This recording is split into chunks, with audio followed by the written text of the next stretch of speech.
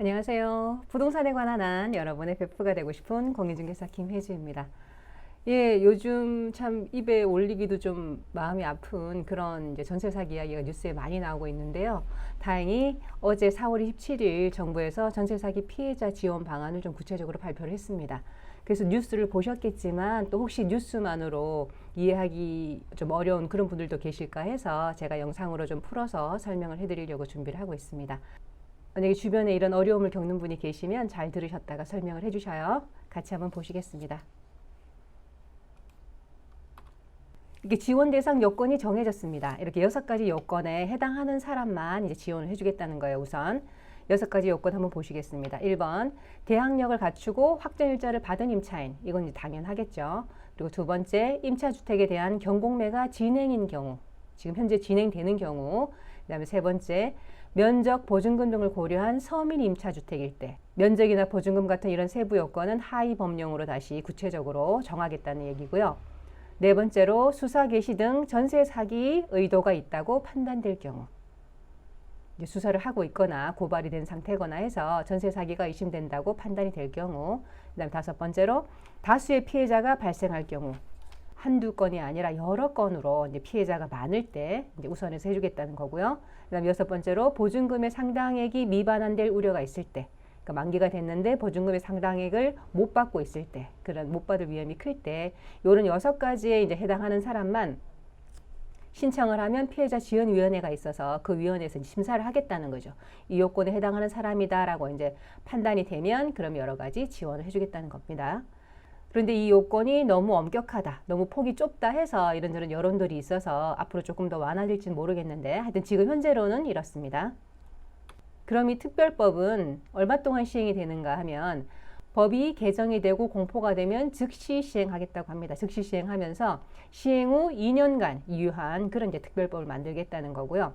그런데 지금 이미 경공매가 다 완료돼서 벌써 넘어가 버린 그런 임차인도 있을 거잖아요. 그런 임차인이 만약에 특별법 시행 직전 2년 내, 이전에 2년간 이미 경공매가 종료된 경우로서 피해자 인정 요건을 모두 충족한 임차인이라면 특별법 시행 기간 중에 만약 신청을 하면 본인이 그러면 경공매 특례외, 경공매는 이미 진행이 됐으니까 경공매 특례외의 혜택을 다 적용해 주겠다 이런 이야기입니다. 그러니까 이미 경공매로 넘어간 집도 2년 아니면 인정 요건에만 해당되면 이런 혜택을 받을 수가 있어요. 그럼 피해자 지원 방안은 뭐뭐 있는지 한번 보겠습니다. 크게 3가지로 나눌 수가 있어요.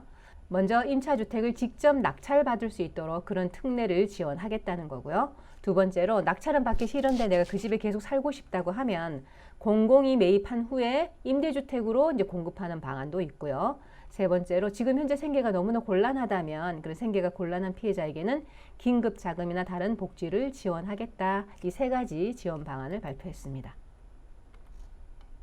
먼저 낙찰 지원 한번 보겠습니다.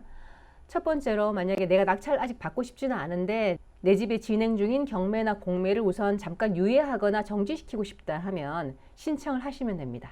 요건 이제 특별법으로 만들겠다는 거예요. 이렇게 경공매 유예 정지 신청이 가능하고요. 두 번째로 우선 매수권을 부여하겠다는 겁니다.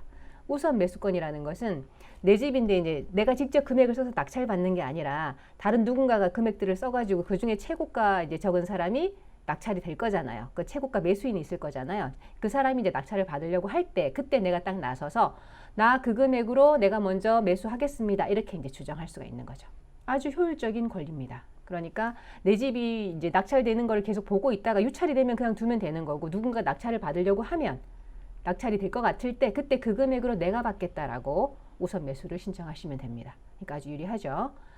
세 번째, 조세 채권 안분. 이건 아주 바람직한 내용입니다. 무슨 내용인가 하면 만약에 임대인이 전체적으로 한 30채의 집을 전세 사기를 했어요. 그런데 그 사람의 세금 체납액이 30억이 있어요. 선순위. 세금 체납액이 30억이 있다면 이 30채가 하나, 둘, 셋 이렇게 경매에 넘어갈 거잖아요. 이 경매에 넘어갈 때마다 이 경매 금액을 전부 다 30억이 될 때까지 다 가져갈 수가 있는 거예요. 그 조세 당국이. 그러니까 이 앞에 첫 번째, 두 번째, 세 번째 이런 식으로 계속 진행되는 경매에 그 후순위 되는 임차인들은 아주 불리한 거죠.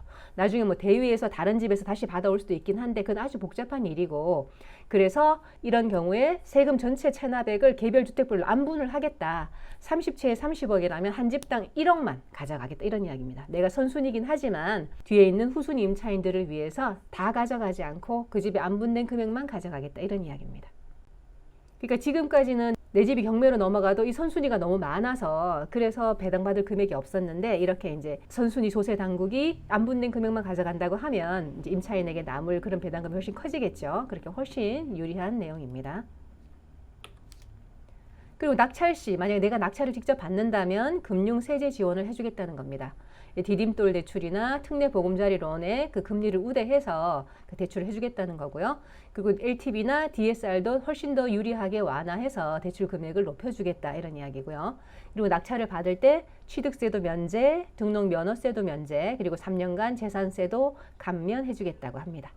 할 수 없이 낙찰을 받은 거니까 이런 혜택을 주겠다고 합니다. 그럼 내가 낙찰을 받고 싶지는 않아요, 그 집을. 근데 그냥 계속 살고 싶다. 그렇게 말할 때는 공공이 직접 낙찰을 받아서 임대할 수 있다고 했잖아요. 그런 공공임대 지원 한번 보겠습니다.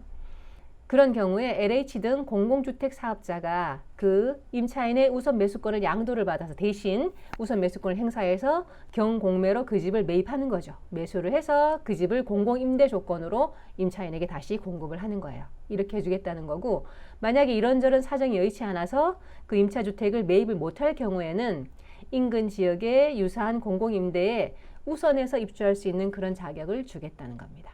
이것도 아주 효율적인 방안이죠. 그리고 마지막으로 아주 급할 때 생계 지원도 해주겠다.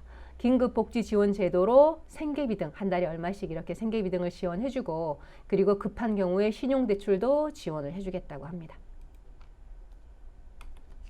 네, 오늘 이렇게 어제 지난 4월 27일 발표한 그 전세 사기 피해자 지원 방안에 대해서 한번 설명을 해드렸습니다. 아까도 말씀드린 것처럼 지원 대상자 요건이 너무 까다롭다, 이런 여론들이 있어요. 그래서 혹시 또 조금 더 완화되는 이제 그런 대책이 나올 수도 있는데, 그런 뉴스가 있다면 바로바로 또 알려드리도록 하겠습니다. 이번 지원 방안이 많은 분들께 희망을 드리는 그런 뉴스가 됐으면 좋겠습니다. 지금까지 여러분의 부동산 베프 공인중개사 김혜주였습니다. 감사합니다.